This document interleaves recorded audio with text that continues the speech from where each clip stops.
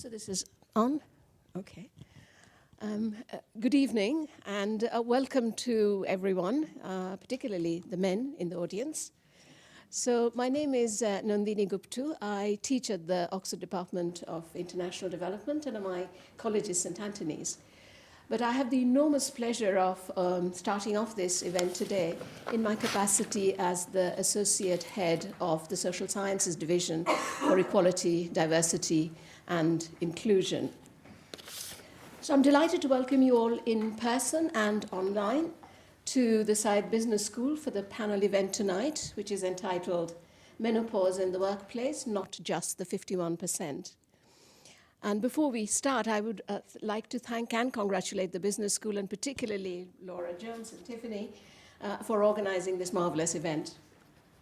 So our focus this evening is on the perimenopause and menopause, a natural part of a woman's life course, and usually experienced between the ages of 45 and 55, although this can start earlier and carry on for much longer. Most menopausal people experience a wide range of physical and psychological symptoms to varying degrees that can last for several years. Menopause affects a significant number of us female members of staff here at Oxford. As a large employer of nearly 16,000 staff, with approximately 3,500 women in the age bracket of 40 to 60, menopause potentially affects over 20% or around 1 in 5 of all university staff. Furthermore, members of our transgender, non-binary and intersex community, as well as people going through hormone cancer treatments, may also experience menopause symptoms. Despite the large numbers affected and despite the campaign and efforts of our panelists and other people like them, menopause remains a largely ignored issue at the workplace. This, of course, has adverse implications for the well-being, workplace inclusion and productivity of those affected. It also has significant consequences for the organization at which we work. According to some estimates, 900,000 people leave the UK workforce early because of menopause, and organizations lose their valuable skills and experience. Another estimate suggests a global menopause-related productivity loss of more than US $150 billion a year. Menopause is by no means just a women's issue. Supporting menopausal people is therefore both an instrumental and an ethical imperative for organizations. Our university has recently undertaken various initiatives to raise awareness about the effects of menopause and to create an open, supportive environment for those going through menopause. We have launched a new web page, and please do take a look at that. We've held workshops and published new guidance on menopause in the workplace for staff and those with responsibility for managing staff. A private menopause support teams channel has also been established to provide a safe and supportive space to share experiences and information. But we can and should do more. To help us with that task, we have tonight an exceptional panel here. So first, I'd like to welcome Louise Minchin there. Louise is a broadcaster, author, and podcaster. Many of you will recognize Louise from her long-time anchor role in BBC Breakfast. Louise used that platform to raise awareness of menopause by openly talking about her own experience. Thank you very much indeed, Louise, for joining us and for hosting today's event. Very welcome also to Deborah Garlick there. Deborah is the founder of Handpicked, one of the biggest online communities for women who, within quotes, weren't born yesterday. She's the director of Menopause in the Workplace, an organization that helps employers support their staff and become menopause friendly. And then on screen, finally, I would like to welcome Dr. Claire Spencer, co-founder of My Menopause Centre. Claire is a registered menopause specialist, GP, and a British Menopause Society trainer, providing education to GPs about menopause transition. She also specializes in empowering and supporting women through all stages of their menopause. We are truly delighted and privileged to have you with us today. So the housekeeping, I was asked to raise some housekeeping points, but that voice did most of the job. But the only thing that remains for me to do is to point out some QR codes behind me, but they're not there. So, so if you would like to ask a question, please scan the QR code and ask your question online so that we have a kind of pool of questions from those who have joined us online and those who are here. So that's the QR code. And the final thing is those of us who are here are invited by the business school to attend a reception afterwards, and you're all most welcome to join. Please do join us afterwards. And thank you very much to everyone for coming, and thank you to you, and over to you. Oh, thank you very much indeed. Thank you very much for that. And very warm welcome, everybody. So we're using, I don't know Menti, but I think you do. Is that right? Yeah? For questions? Good. So there's the QR code. And do as well, if you're watching online, hello, welcome to you as well. Use that. We'll take questions a little bit later. So I just want to kind of open up by saying what I'd like, hopefully, you to go home with today. And that is more information about menopause, number one. But also, I don't want this to be all bad, okay? There is bad news about it. There's raised eyebrows already in the audience. You know, it's not a great thing to be going through. I'm going to talk about my personal experiences in a moment. But, you know, it's not all bad. There is a way through it. And what's really important for me particularly, and having Deborah here as well, which is great, is that women stay, people going through menopause, whoever they are, manage to stay in their workplaces. That for me is very, very important, because not only the figures that you had here are quite extraordinary, actually. It was great to have those. But, you know, for example, people going through menopause are pretty much holding up the NHS. And you've probably got figures on that, Deborah, haven't you? 77% there you of go. Women, NHS people are women. And, right, and then the large percentage of them are in that age bracket. Anyway, so it's going to be an explainer. It's going to be hopefully positive, and hopefully you'll go home and think it's not all bad. Okay, so, but let's go with the kind of bad news first, I suppose. So I'm Louise Minchin, as you said. I chose 4 years ago, it is coming up now, to talk about menopause on BBC Breakfast. Let me just give you a little idea about that. There's 6 million people that watch BBC Breakfast. My family didn't actually know I was going through menopause, quite a lot of them, before I decided to tell all of you. The reason I did that was sort of, there was quite a few reasons behind it. Number one, I knew every time we did even a tiny story on menopause on BBC Breakfast, we just got a huge response from the audience. So I knew it was something that the audience wanted information on. Number two, I was a menopausal woman, and I was finding it very difficult. I was 45 at the time, or we'll come to the normal, you know, the average age is 51. So I had assumed that I was 45 and that wouldn't happen to me until I was in my 50s, by which time I wouldn't be sitting on the BBC Breakfast sofa, and it was only hot flushes anyway. So why would menopause matter to me? It really did. So what was happening to me at work, and I was having all sorts of symptoms, but I'll show you a little film in a minute that I did. But my main issue, and you know, my point tonight is this is all very individual. Whoever's going through it will have a range of symptoms, and they will be individual to you. So my main problem at work, I had two, but the main problem was heat. So I'm sitting on that sofa, and I'm overheating now, let's be blunt. But overheating in front of you and in front of 6 million people is really, you know, that was really, really embarrassing for me. So I needed the studio to be fridge-like. I mean, it was really cold. And I figured that Dan, who was sitting next to me, was wearing, you know, sometimes wearing, you know, not just a suit, but also a waistcoat as well. So he wasn't going to be cold. Anybody, no disrespect to you behind the cameras, by the way, anybody sitting behind the cameras, standing behind the cameras could put on a jumper because they weren't sitting on the sofa. So I figured that perhaps we could keep the temperature down. Anyway, it got a little bit tricky because I had my sort of freezing temperature, Naga had a different temperature, and there was an argument, basically, not between me and Naga, to be clear, about the temperature one morning.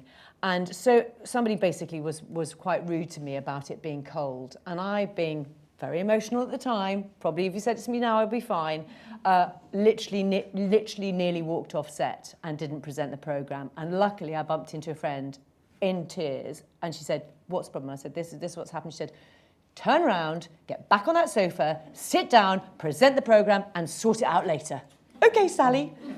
So I did. I presented a programme of 3¼ hours, and then afterwards I went to my boss, and it was massive for me because at the time it was a huge risk. It felt like a massive risk to tell my boss that I wasn't being a diva. I mean, my colleagues might argue with that, but I wasn't being a diva. I had actually medical issues for which I needed the studio to be really cold.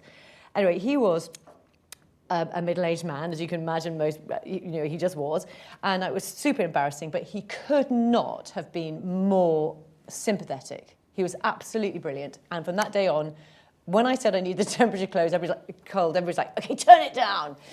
So that was brilliant. So I'd sort of outed myself, not voluntarily really, I'd kind of been forced into it at work. And then I kept saying to my producers, now I was having an open conversation, let's do something about menopause. And there was always something going on. They went, oh, Brexit. Okay, I mean, look what happened with that.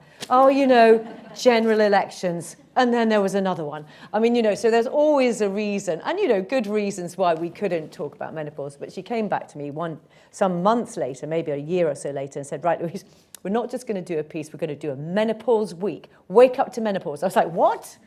Are you serious? He goes, yeah, and we want you to do a film. I'm like, oh gosh, there's one thing telling all of you, and there's quite another thing telling the whole audience. Anyway, so I did a film, and I'm going to play it to you now. And just before we play it, I just want to give you a bit of a sort of a heads up, really, because at the time, and you'll see, I explained a bit in the film, but I explained a bit more to you before. I had been on HRT. That had been working really well for complicated reasons. I came off HRT. So when I did the film, I was pretty much at rock bottom. I'm going to show it to you now, and then we'll pick it up afterwards. So if we can magically make that happen. I suppose I started getting symptoms, and what I mean by symptoms, noticeable symptoms, would be waking up at night as if I had been doing a marathon in a tropical rainforest. I mean, hot beyond belief. It must have probably been about 3 years ago. It was a GP friend of mine said, oh, actually, do you know what? This could be the sort of onset of menopause. Have you thought about that? And I was taken aback because I thought, well, I'm 47. I didn't imagine, in my complete ignorance, that would happen to me at that age. I thought it might be sort of 55 or something. So slippy here. I think what's upsetting about it for me is that I don't feel all the time like myself. I sometimes feel like this kind of anxious, worried, and sometimes quite low version of myself, and that is not the person that I used to be, am normally. I'm just much more anxious about things that I would never normally be anxious about, and then get cross about things that really, 5 years ago, or when things are working well, I don't care about. Can you be in charge, because you're much better at doing the frying of the pancakes than I am? I know. I make it too thick, don't I? Yeah, you do. It's kind of these swings of mood that I'm not accustomed to. I think one of my daughters put it really well, that I just don't feel myself. I don't feel quite myself. There's something, I'm just like a bit uncomfortable in my own skin. I was quite young when Mum obviously started going through menopause. I didn't really understand what it was and what happened and how it affected her. But now I definitely understand it, and I know that it's really a horrible thing for Mum to go through, and that everything that she does to help it with her exercise, and I can encourage that, and it's not just oh, Mum's going off to do another run, it's her therapy really, and I think it's a good thing that I know what she's going through. It's absolutely delicious. I did go on HRT, and I had a system that worked really well. So that was brilliant, but then for different medical reasons I had to come off that system, and I've tried another system which doesn't work, for me at least, and this is what I've realised, it's all so personal, and I've been trying to do go down the herbal route, and there was a brief period over sort of Christmas time when I wasn't on anything at all, and I realised then that actually my symptoms were quite, were affecting me, quite debilitating. I've still not found at this point the answer for me, and this could continue, as far as I know, for another 5 years or so. So no, I can't really shrug my, it's not something I feel able to just kind of get on with. Now, I can hardly watch that because I find it deeply upsetting, because that Louise is not the Louise that you know. It's a very different person. So what we're going to do is we're going to unpick some of those things that I said there. First of all, I want to start, if I can, with you, Dr. Claire Spencer, and if hopefully, there you're magically back there. Just, because I think it's really important to be really clear. We bandy around these words like perimenopause, menopause, postmenopause. Actually, what's going on? Can you just give us a little heads up? Yes, thank you, Louise. Thank you for telling your story. So the menopause is best thought of as being more of a transition than a single point in time. And what's happening behind the scenes is your ovaries gradually stop releasing eggs. And with that gradual stopping releasing eggs or ovulation, they gradually stop making estrogen and other hormones. But estrogen really is the key one. So the perimenopause is the start of that transition. On average, it starts in your mid-40s, but it's really not unusual to start in your early 40s or even late 30s. And what's happening is your estrogen level, instead of going from a nice rhythmical up and down when you're having regular periods, really becomes erratic. So it can be high, can be low, and the troughs are deeper. And so there are two key points to that. Number one, that erratic fluctuation of estrogen can trigger symptoms. And the second thing is the deeper troughs can also trigger symptoms by themselves. And then that can go on average 5 years, can last up to 10 years, with symptoms coming and going. And then the menopause is that single point in time when you can look back and say, right, I haven't had a period for 12 months. And at this point, you can then say, right, that's the menopause. And you're then immediately into the postmenopause, which is the rest of your life. And so symptoms start in the perimenopause, which is the early bit, and then can linger longer into the postmenopause for a really varying length of time. So although 8 years is the sort of average, I see women in my clinic in their 60s, 70s, even 80s, although that's not so common, as your body adapts to that state of no or very, very low estrogen levels. Deep intake of breath there. I mean, I learn about this all the time. And for me, what was striking from my real ignorance was the fact that I thought it was kind of one point in time, not the years that you're talking about. I'm just going to get, Deb, I'm going to come back to symptoms in a minute with you, Claire. But Deborah, just your first early thoughts really about what we've been saying. Early thoughts, and it was great to hear your story again. I know Louise. You've seen it before. But Well, no, it's not that. It's just that for those of us that find it difficult to talk about our menopause, hearing stories, do you all agree, hearing somebody else, particularly a big persona like yourself on TV, talking about the menopause is really inspiring. And we have touched on some of the things around ages, stages, and symptoms. And the more we can do to make sure we're all really clear about it, just those three things, and I know Claire will come on to ways of managing them, the better, because you didn't realise at 47 that you were experiencing I said 47 menopause. on the film, but I think it was more like 45. So. Absolutely. So when Claire talks about the stages of menopause, the transition as human beings, because all of us, if you're human beings, your hormones will change over time. And for many of us, that's the menopause. But that perimenopause phase, and I'm sure Claire agrees with me on this one, it's the most mysterious phase of them all. You don't get a marker that says you're about to start experiencing those fluctuations that Claire mentioned, but the symptoms can start to show at that point. So understanding that transition is key. It's a lot earlier than many of us realise. And, Claire, you mentioned the average ages and 45 to 55. But I think the more of us understand that this can affect us significantly earlier, the better it is for all of us. I know the first woman, or one woman I know, experienced the menopause at 16 years old. Yeah, there are people. And, that is just something that we can't actually imagine. And from the workplace point of view, when you mention demographics and the sort of statistics around that, 8 in 10 of us that are menopausal are in work today. So when you look at the transition and the fact that you might find yourself wandering into it much earlier than you thought it was, and then you've got all of these symptoms, which I know Claire's going to cover, it starts to highlight the real challenge behind this. I'm just going to give you a little bit. It won't be all about me, but let me just give you. So when I was at that worst point in my kind of menopausal, let's call it roller coaster, shall we? There were, and we can argue this till the cows come home, how many symptoms there are. But at that point, it was about 26 was kind of what was in current, thoughts then. So what I did is I printed out what I call my menopause bingo card, right?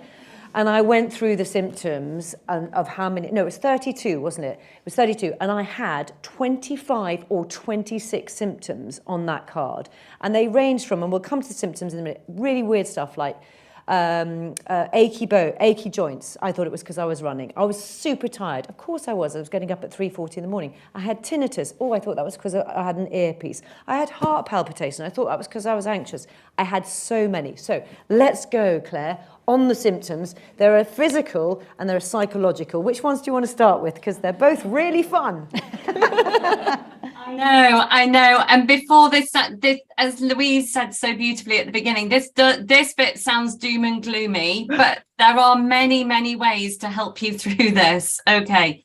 So the many, many symptoms, and it's really hard I don't think there's ever been a consensus of how many, but it reflects how important estrogen is around our entire body. It's really hard to think of a type of cell that is not affected by estrogen. So let's start with physical symptoms. So most people have heard of hot flushes, night sweats, from just a feeling of glow to being drenched in bed at night, changing your nightie, pajamas, sheets. Can be really severe, can be mild. And then lots of pernickety physical symptoms, like Louise has mentioned, tinnitus, palpitations, headaches.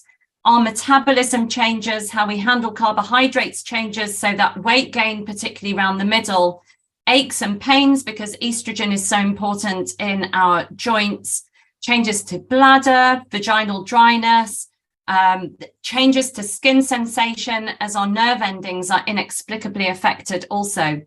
But it's the psychological symptoms that many and most women say to me they struggle with most. And so women will say things like, I feel like I've lost myself. I don't feel myself. I don't know where I am.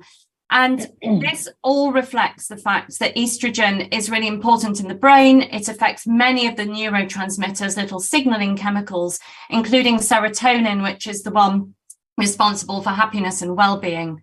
So low mood, from just feeling flat to, really serious symptoms of depression for some women. Anxiety from not wanting to drive on the motorway to serious anxiety that keeps you in the house. And cognitive symptoms also, so brain fog, where your brain feels like it's full of cotton wool, memory, word finding, name, I'm doing it myself, remembering names as well. And then symptoms relating to sex. And so as a result of all of the above symptoms, or as a direct effect of loss of hormones in the brain, that loss of libido, loss of desire that so many women experience, can be related to vaginal symptoms as well, that many, many women are embarrassed to come and talk about, but quite easy to manage. Okay, we'll come. Help. Yeah, I just want to pick up a few thoughts with you, Deborah, around. So let's say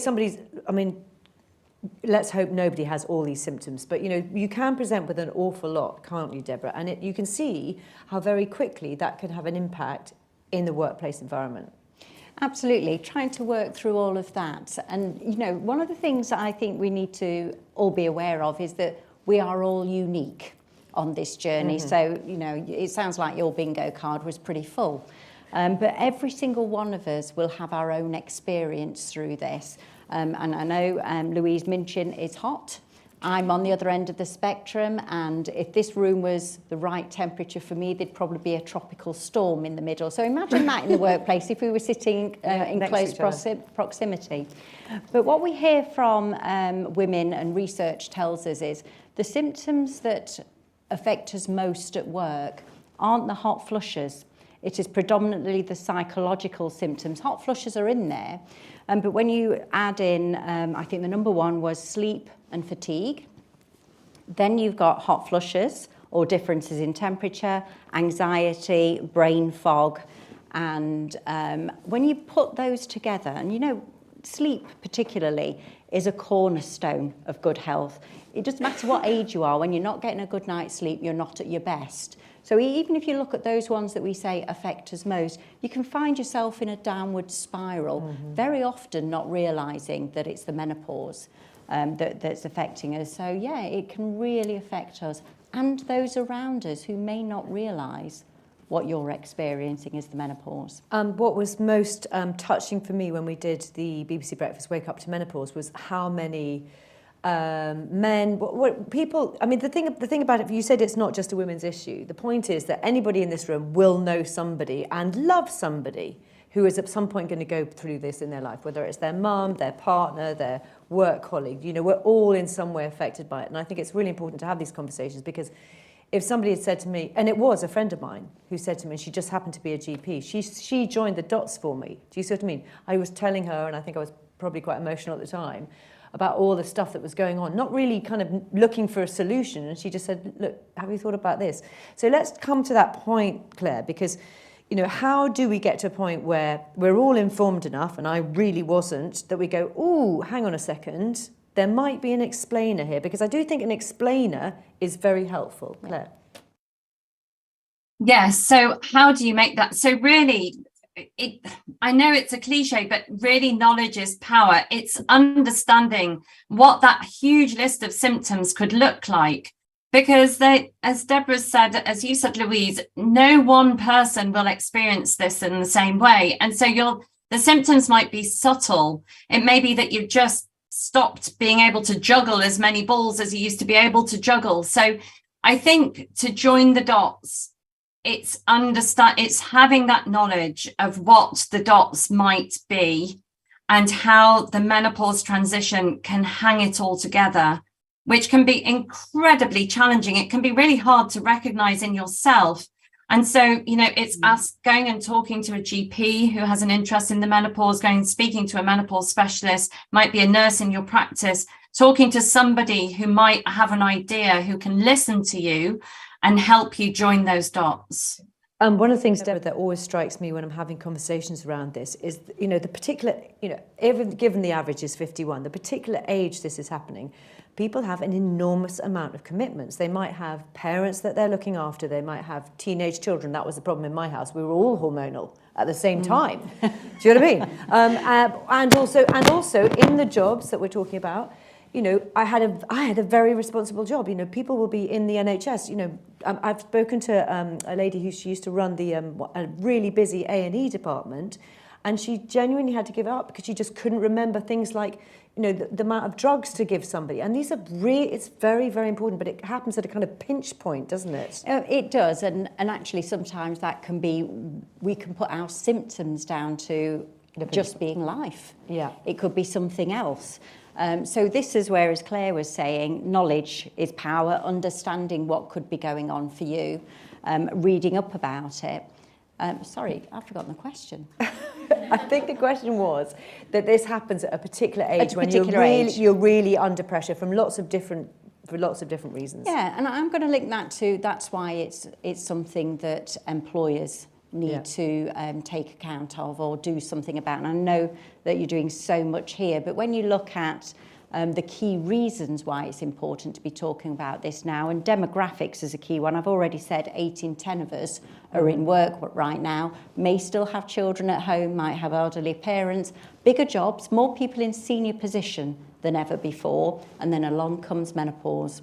And for many, and I don't know which statistic alarms me most, but 1 in 4, this is 2016, this research came through, consider leaving work during their menopause. And when you understand that context of what else is going on in our lives, you can understand, the kids are there, I can't do anything, I'm supporting my parents, and sometimes something's just got to give. Yeah. And very often it's the job. And for the numbers that we saw from the Fawcett report last year, there was a statistic that said 16% of us retire or consider retiring during this time. Now, that is a huge issue for employers. I know last week, I was with 100 recruiters. And the big theme that came out of that was the great resignation, the quietly quitting, people that have just gone, you know, I just can't do this anymore. And that is a significant issue for employers. CIPD said three-quarters of employers will really struggle to recruit the number of people that they want to. So when you consider 8 in 10 of us are at work, we're an ageing population anyway, the talent pool is shrinking, so employers can do so much to support us stay at work and be at our best at work. And what I will do in about 10 minutes, we'll do a big discussion on that, okay? Because I want to get to a little bit with Claire about what we can do. And also, just to let you know, there are questions. Do you need the QR code up again, or are you okay in the room? Yeah, or we can put hands up in the room. We'll have questions later, though. Okay, so Claire, let's talk about, we've talked about all those different symptoms. Let's talk about what we can do to help ourselves. And we can start first of all with HRT, because that's been such a discussion point, and the Daily Mail love telling us terrible stories about HRT. Well, it is, for starters, hormone replacement therapy. But just tell us a little bit about that first of all. Yeah.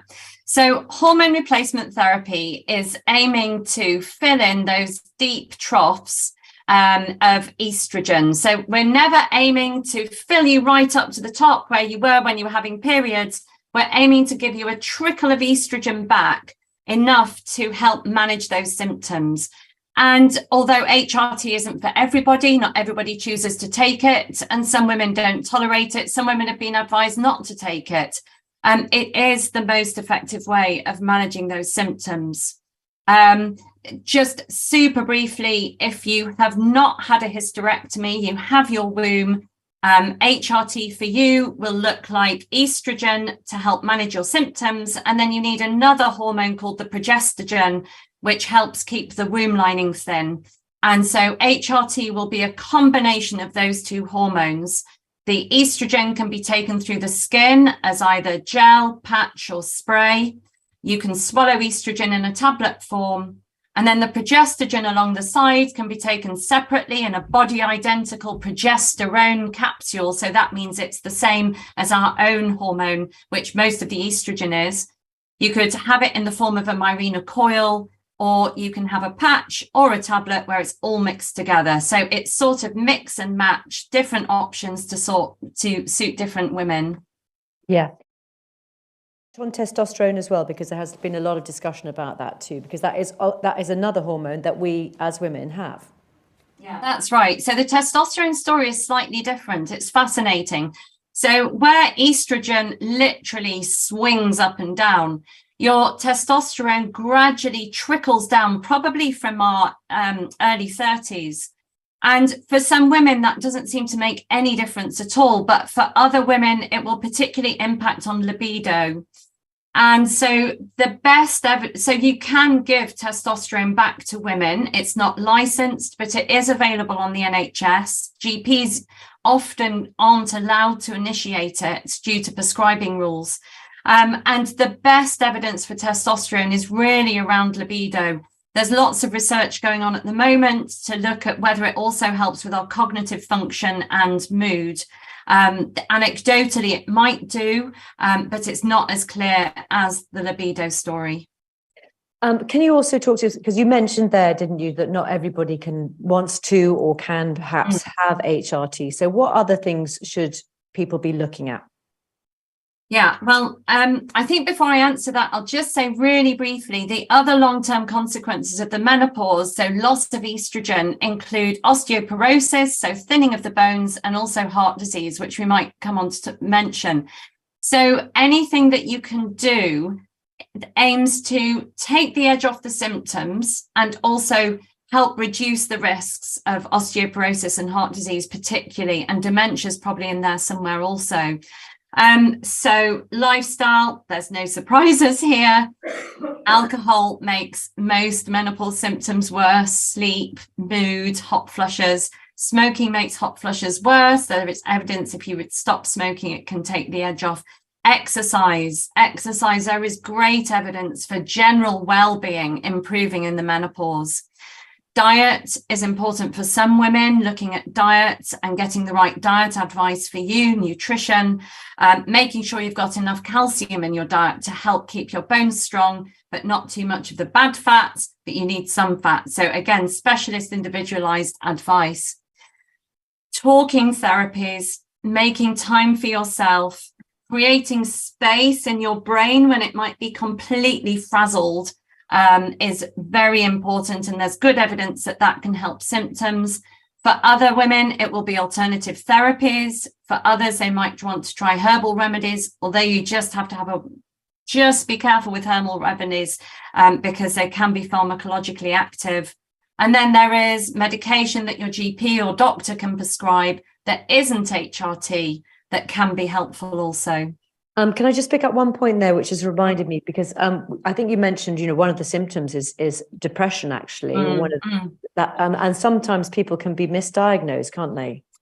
Yeah, it's really difficult. It's really difficult to tell the difference, because another point we haven't raised is that there isn't really one good test. There isn't a blood test for most women that can tell us if and where we are in that transition. So many women I speak to can have really significant depressive symptoms. Some women can even feel suicidal, as we've touched on. And I'm just going to say right now that if that is you, or you know somebody, there is lots of help out there through 111, your GP, the Samaritans, Mind.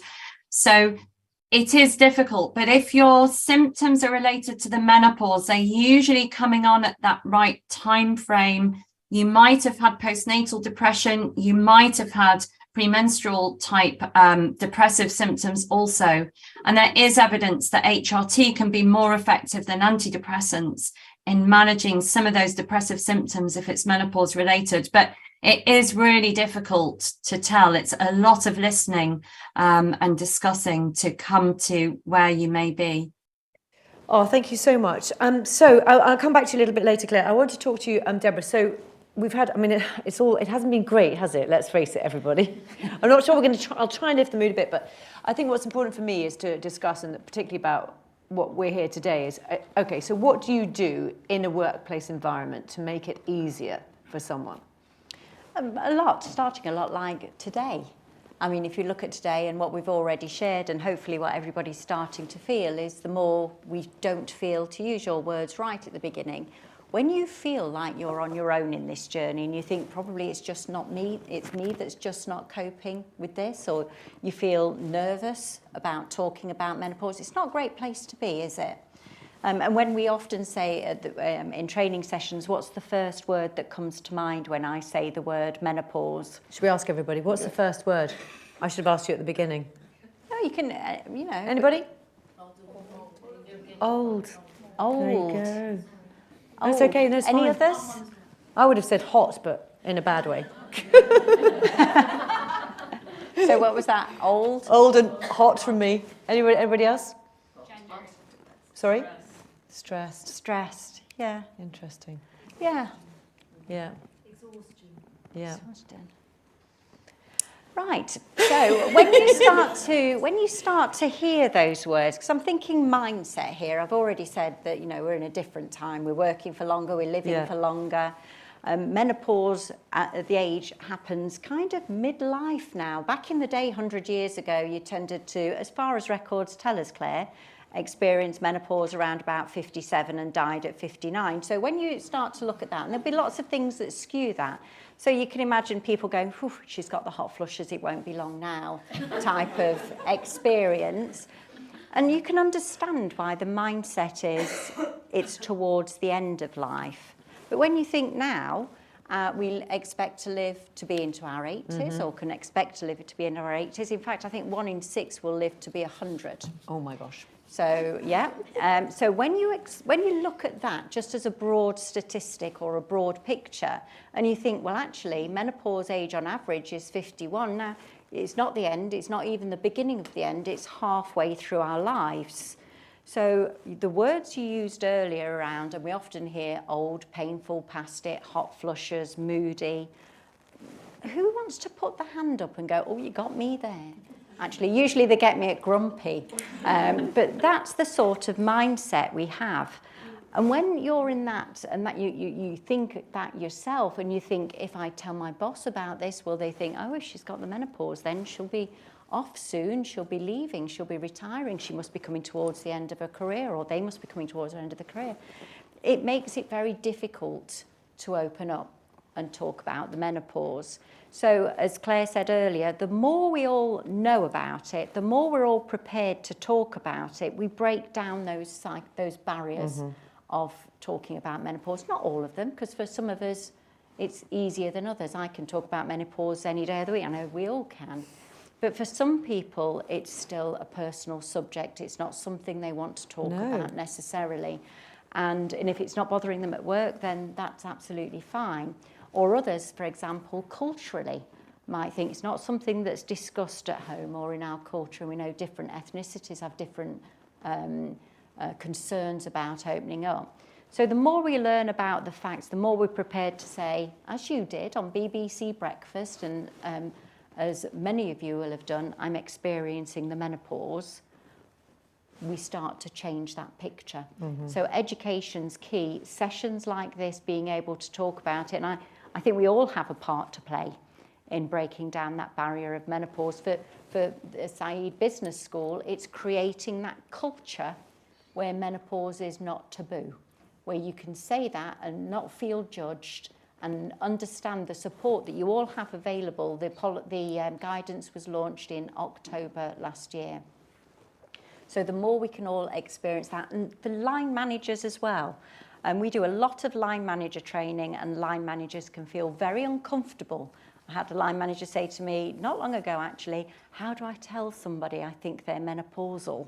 I was going to ask you that question. Yeah, well, you know, and with the best will in the world, that individual was so experienced or so engaged with the topic, I think he was going to talk to absolutely everybody he could, you know, and it was from a good place, but it was kind of like, I said, well, how would you know they're menopausal? So he was thinking, well, hot flushes, I've seen the bingo card, they've got them all. Yeah. But we were saying, well, actually, it's not really your job to diagnose. Somebody might look upset because, Absolutely. I don't know, they might have had a divorce, they might have had bereavement, they might not like working here, actually.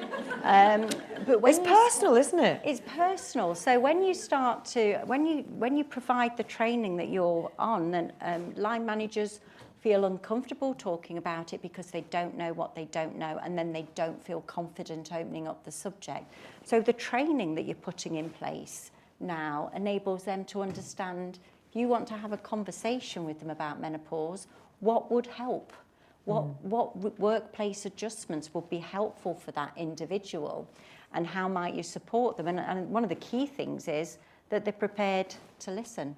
That they don't start with, oh, well, I'll turn the temperature down then, because that'll be fine for Louise, it'll be terrible for me. So they understand what workplace adjustments might help. And just to be there and supportive, that's their role, isn't it? Line managers are there to help you be at your best.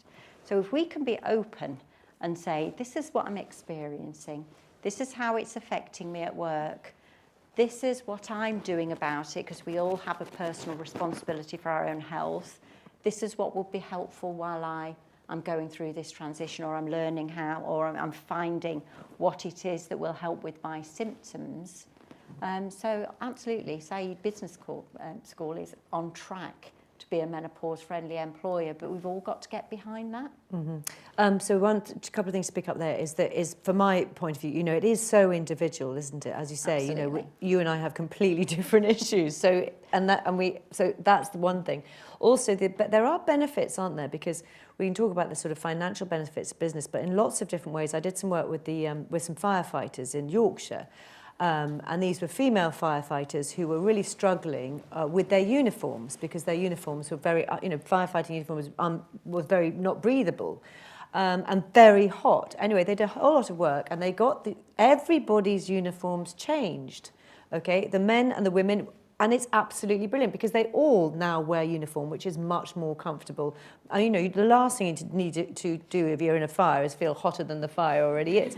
It's ridiculous. Anyway, so that's a huge benefit to everybody in that organisation. And I noticed, because I noticed these things, I've seen it rolled out in other firefighters as well. But there is a business case, isn't there, that you don't want to lose this cohort of hugely experienced people who are right at the heart of whatever business is you're running. Absolutely. So when you look at the business case for an organisation to do what you're doing, and I can rock a business case if anybody wants to just throw around some investment appraisal methodologies later. I'll put myself up for that one in the networking session. But this is something we've seen over the last 6 or 7 years, and that is that putting menopause awareness, education and support, or organisations doing this, is really good for the bottom line. And that's important. I mentioned retention earlier. It's so much cheaper to retain the talent in your organisation than it is to recruit. I mentioned 3/4 of organisations said that they're going to struggle to get the talent that they want. But also, I think Oxford Economics said that it costs on average, or it costs around about £30,000 to replace an individual who's left, often unnecessarily through the menopause, because a listening ear would go a long way. Changes in uniforms or considering the environment would go a long way. So when you think about, if you can just avoid one person, what were the stats earlier? 3.5 people in this here, 3,500 of between 40 and 60 are experiencing menopause. It doesn't cost a lot to do these. Very often for so many of us, because 3 in 4 of us experience symptoms, and 1 in 4 Not serious everybody symptoms. does, do Not they? everybody does. And in that 3 in 4, you might have some people that say, I get a hot flush now and then, but it's no big deal. I can get a fan or something. And for so many of us, just being able to talk about it is enough, or being able to say, I'm just having a day, bear with me, or Wi-Fi's gone down again. It will be back up very shortly, without feeling judged, is enough. And so what does it cost to do that? Very little. So from a business case point of view, this is an absolute win-win. Thank you very much for all your questions, by the way, everybody. I'm going to come to them in a few minutes. Claire, just to pick up, and there are some, Claire can't answer really obviously very personal questions, so I'll probably avoid them when we're doing the Q&A, if that's okay. But when people are going to their doctors, there is, again, if you read the Daily Mail, and actually, it is hard, isn't it, to kind of get what you perhaps want from a GP. So how would they arm themselves when they were going in? Is that what they need to do? Yes, absolutely. So primary care is a challenging place at the moment. There's a big demand, and GP appointments are not long. They're 10 to 15 minutes. So I would say, and I am a GP as well, so hence with my GP hat on. So I would arm yourself with knowledge first. Have an idea. There are quite a few really good menopause questionnaires out there now, menopause symptom trackers. And going with a list of your symptoms and a thought as to what you want to get out of that consultation is a really good starting point. So is it that you want a validation of your symptoms to go away and then have a look at options, or is it a chat about options? Because it's quite hard to do. You can do both. It's just not a huge amount of time to do both in that GP appointment. And then I would also say, ask the receptionist, ask around. Most GP practices now will have somebody who's done some menopause training. It may be the practice nurse even. So find out who the best person to talk to is, and you might have to wait to speak to that person, but it's probably worth waiting for. And then go with your list. And, as I said, with that thought as to what you want to get out of it. And if it's a prescription, it's a prescription. Have a discussion. If you don't feel that you got out of that consultation, then maybe you might need to do a bit more asking around and speak to a different GP. And most regions will have a specialist menopause clinic. So, for example, I run the one in Leeds. And so if you're really not getting anywhere with your GP, then there should be a specialist menopause clinic to go to. Oh, I can't hear. Oh, Oh, that's better. There is actually the irony is the fact that all of you in here and watching online will virtually have more training in menopause than most GPs because you get an hour. Is that what it was? Less. Yeah, so it's really interesting. Yeah, it didn't used to be compulsory on the curriculum, medical school also, but I have to say that is changing. There is more and more GP education out there, but you just might have to ask around to find the GP who has the interest. Yeah. And you say that's changing, so that's good to know. Okay, I'm going to come to questions in a moment or two. And I suppose, Deborah, just before we do, so what is your key message to everybody here today? Is that we need to have this talk about because it can make a massive difference. What would your message be? It would be that, actually. I think we've all got a part to play in changing this landscape because, you know, when I say about perception, things have dramatically changed, actually, thanks to celebrities talking about menopause, the Davina effect. Davina who? I'm kidding. We're friends. Oh, I know. But, you know, Parliament starting to talk about it. And I'm going to say kudos to the employers because what your organisation is doing for you is absolutely spot on and leading the way. Only 3 in 10 employers have started to take action, and that's only started to take. So if we can sort of make sure everybody knows the policies there, be prepared to talk about it and continue this conversation. I'll probably ask you as well, what are you going to do after this session? I hope you're all going to go home and say, I went to a really good session about menopause today. Let me tell you all about it. Because, you know, one of the things that was the first question we ran a menopause conference, which turned out to be the first one in the world, actually, in 2017. And one of the first questions was, how do you get talking about menopause? And the response was, talk about it. You'll be surprised who joins in. The title of this session, I love this, not just the 51%, because menopause, that's a statistic we sometimes see on Twitter. This affects 51%. And as you said earlier, doesn't affect 51%. It affects all of us. It affects 51% firsthand, and others through our relationships, whether that's with a partner, friend, colleague, whoever that might be. And we often hear people saying, how do I support my wife, partner, my mum during this time? Because they might see changes in us that we haven't seen in ourselves, and it can very often make them feel disempowered. You know, what can I do to help? I had a taxi driver saying he'd spent his wife's menopause in the garden shed because he just didn't know how to broach the subject and she wasn't having it. Or sometimes people saying, I just didn't think they loved me anymore. Well, actually, it's not me, it's the hormones, it's the menopause. So it can be a relief for those around us as well to talk about it. So if we can all take that, it's not 51%, it's all of us, and the personal responsibility to say, I'm going to talk to others about this and encourage them to talk about it too. That was the most overwhelming feeling I got from BBC Breakfast, was the amazing amount of sort of empathy and sympathy from other people who were effectively, you know, it's like dropping something into a stone into a pond. It has ripples, doesn't it?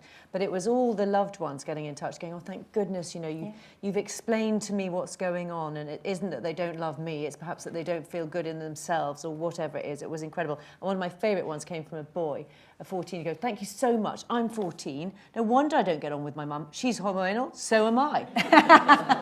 So it's important that. Two questions. I don't know who you want this to go to, Laura, but it says, could you please address the particular joy of being perimenopausal at the same time as dealing with hormonal teenagers? Yeah, it was awful. It was some of the worst times I had in my, I mean, we laugh about it, and my daughter's now 21. And she and I genuinely, I mean, we're running the London Marathon together, so we clearly love each other.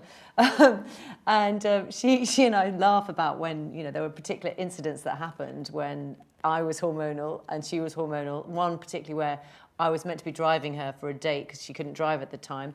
And I spent an hour crying in the car, and she missed the date. You know, it was like, it was bad. So I don't really know what to say about that, apart from it's pretty dreadful.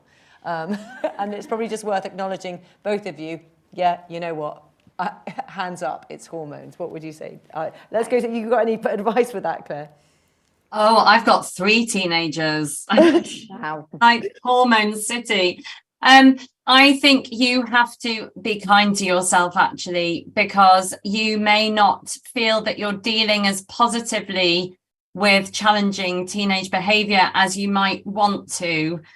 So I think that learning to take 3 deep breaths, and that old adage, put your own oxygen mask on first. So I think you have to look after yourself to look after your teenagers. And that's exactly what I did. I talked about, I mean, anybody who knows anything about me, you will know that I'm obsessed by exercise. And that for me was my get out clause. They'd sometimes go, Mum, you're on today. You know, so subtle messaging. Anything from you, Zebra? Well, I had similar, many of us do, because we were having, on average, we're having children later.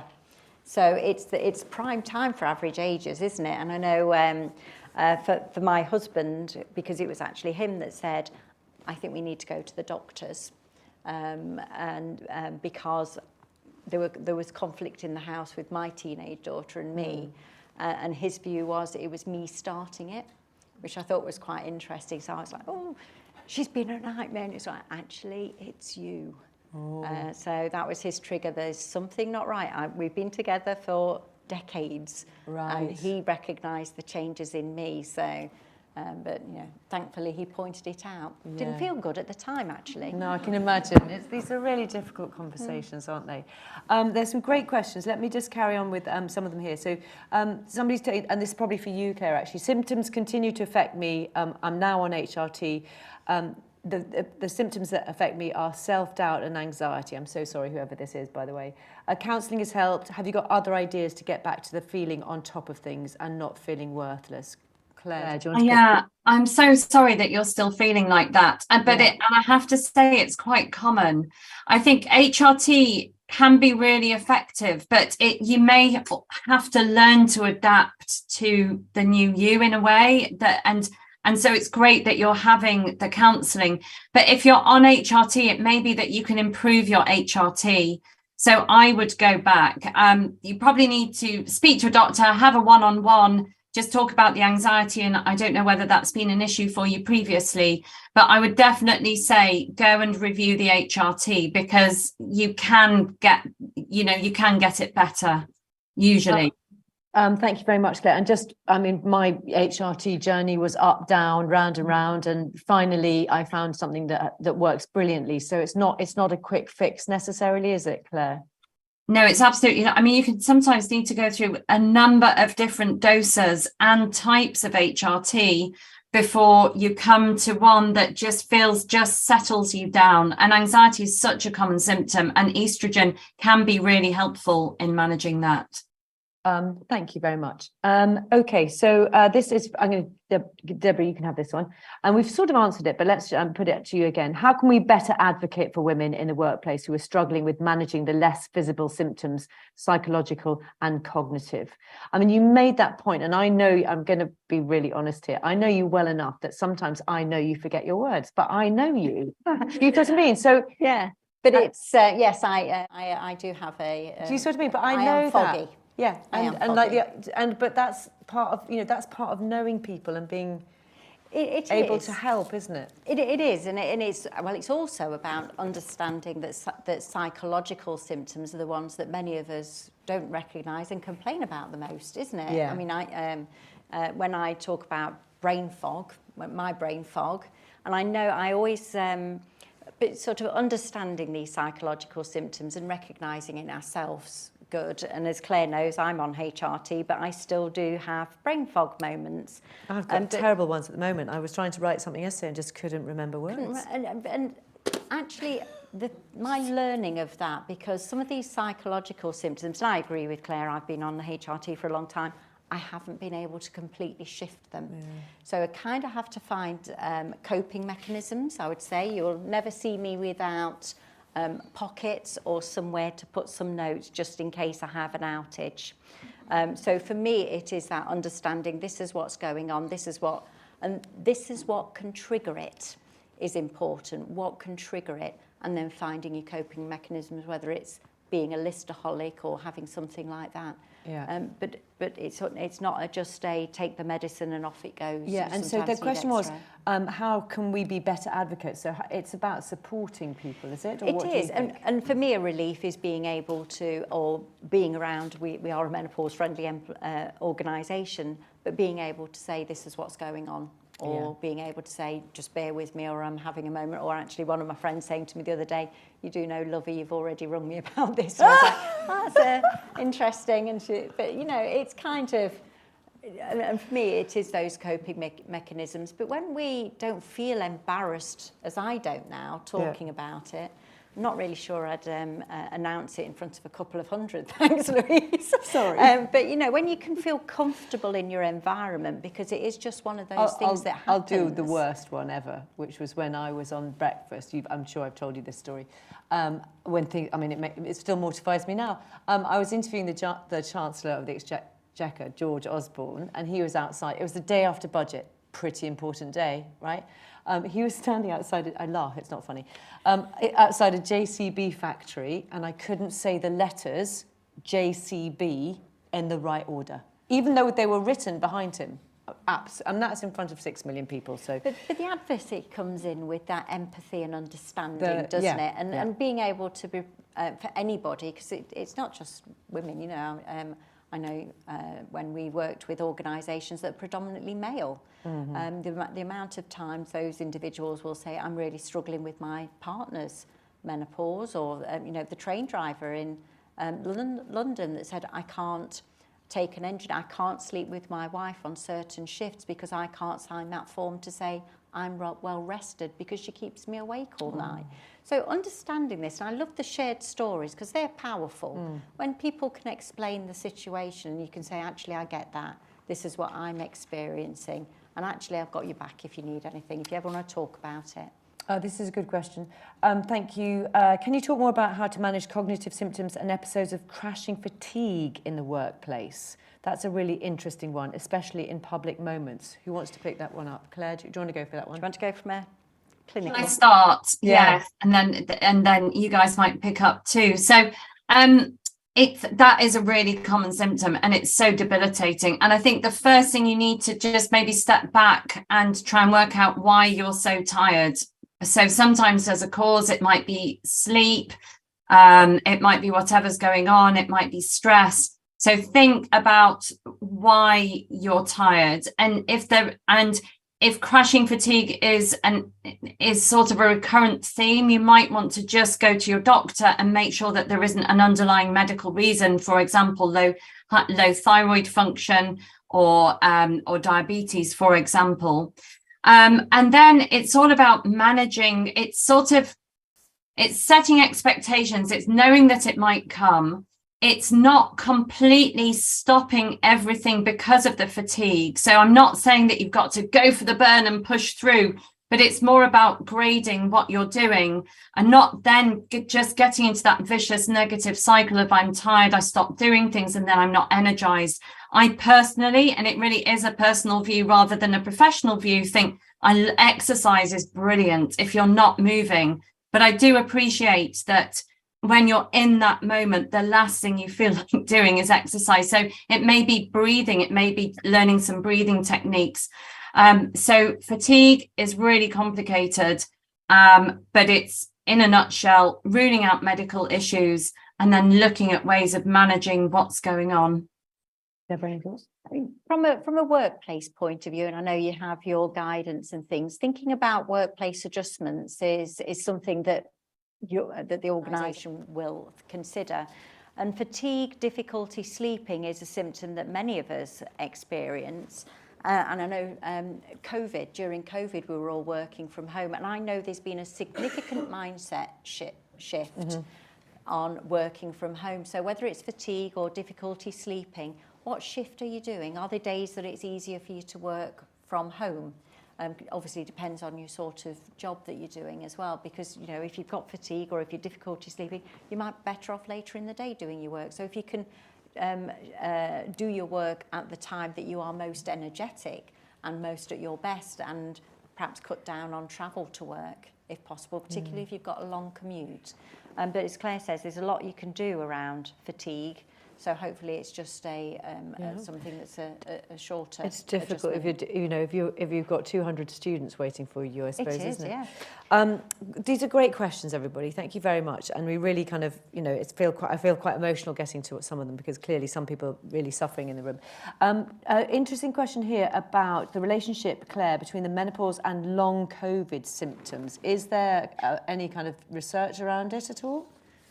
Yes, it's an area that it has been researched, recognizing that the menopause can make long COVID symptoms worse, and also vice versa. There's a really big overlap between symptoms, and there are thought to be links with loss of estrogen and worsening of long COVID symptoms also. So it's an area where there is more and more research being done to try and answer the nitty-gritty of some of those questions. Thank you.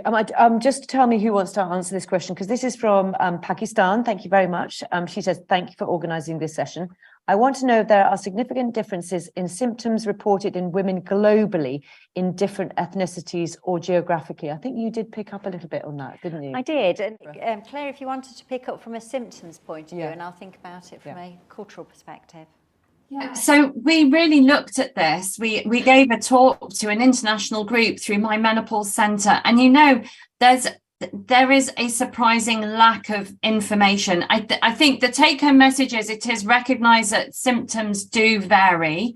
I think there's and part of that is recognition of symptoms and knowledge of the menopause, also, and acceptance of the menopause within societies. An obvious difference is so some of the Asian populations where there's more soy have very few hot flushers, for example. But I would say it's an under-researched area, but we know that there are differences in different communities. And thinking about it, because yes, it is under-researched and we need that research. But the difficulty, I know I saw some information that came out of India, and this is probably 2015 when we were looking at it, and they were saying actually very few reported menopause symptoms. And I said, very few report them.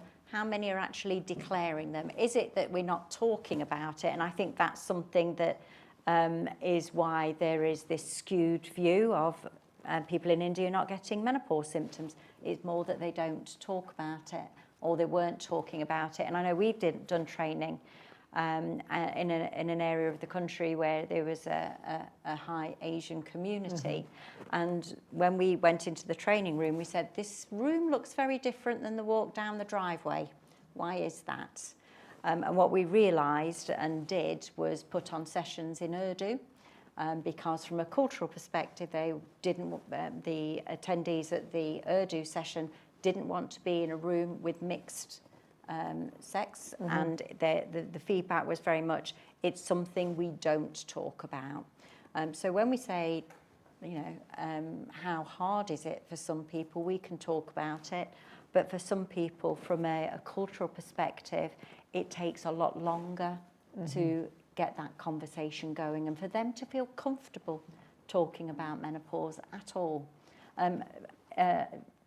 Changing the language, I think, was important on that one. Very interesting. Do you want to do questions? Anybody want to put up their hand in the room? You don't have to, but if anybody wants to ask a question in the room as well, do you want to go for it? What do we think about it's been mooted, more than mooted, that there is an androbus? Is it for guys? Oh, did you hear that, Claire? I didn't hear it, sorry. Sorry. What do we think about it's been more than muted that there is an androbus for guys? Yeah. The equivalent happens for guys. As you said, we're all human beings. We all are subject to hormones. Claire, go on. Thank you. Will that not help? The andropause. No, absolutely amazingly brilliant point to make. For men, it's slightly different. So when I say, so men have predominantly more testosterone in the balance of hormones, and a bit like our testosterone slowly decreases from our 30s, it's the same for men. And for some men, that makes no difference. And for other men, it can cause issues like so erectile dysfunction, loss of energy, loss of self-confidence, low mood. And I think it is increasingly recognized that some men will suffer symptoms related to that loss of testosterone and other men won't. Thank you. Oh, sorry, we were just discussing andropause, weren't we? It's fine, no, it's fine. Thank you very much. It's a really good question. We're ending at 1:15, aren't we? Yep. Okay, so we ended at 1:15. Just any more questions in the room here? I've got another couple that I want to go through here. Can I just mention about andropause, because I think that was a great question, and linking it back to that we're all humans. And, you know, obviously the title of this is 51%. It's not just the 51%, and we're embracing equity in this. So that appreciation that human condition, which is hormonal changes, is really important from an equity, diversity and inclusion perspective. We're focusing on menopause today, but men's hormones change. There are others that experience symptoms just the same as the menopause as a result of significant hormonal changes. And that could be as a result of fertility treatment, treatment due to illnesses, gender confirmation treatment, that really it is important for us to sort of, I think, put menopause in the context of hormonal changes that could affect any individual. And personally, when I think of it like that, that actually makes me feel a little bit more like, actually, this is okay to talk about. You know, we've all experienced puberty and come through it. This is just a significant transition in our lives, and if we can start to think of it more in the context of being human. I like the positivity in that message, by the way. So let's end on a positive note, shall we? I'm going to say, from my point of view, menopause, sure, it's been a journey. There's been ups and downs, but in some ways, it's kind of a superpower. And we've talked about this before, Deborah, haven't we? I don't care so much about what people think or what I say. And actually, that is not always a bad thing. Do you see what I mean? So in some ways, I feel empowered because I just don't give anymore. I won't say it because there's obviously a lovely audience out there. But anyway, so it's changed. So it's kind of changed me a bit for the positives. Claire, what would your positive message be? I think that this is a time to take stock, to understand your body's changing, and to use the opportunity to think, right, what do I want to do for the next bit of my life? You know, it's a really good opportunity to focus and think, where am I going, I think. I think that's a very good point. Deborah? I'm going to go with the same. What are you going to do with the second half of your life? And that's up to us. So, yeah, I'd end on, let's talk about menopause. Right. Absolutely brilliant. Thank you very much indeed, Deborah. It's been a pleasure working with you again. And Claire, thank you so much for all those. I haven't got to quite through all the questions, but thank you for all of your questions. I hope that's been informative. I'm afraid if you're online, you won't be meeting and having drinks with us afterwards, but otherwise we'll be outside in a minute. And I've taken away a lot from this session. I hope you have as well. So thank you very much indeed for joining us, everybody. Hope it's helped. Thank you, the panelists. It's been really illuminating and engaging and a very, very interesting evening. So thank you very much to all of you. And thank you for everyone who's joined us here and online. Thank you. Thank you.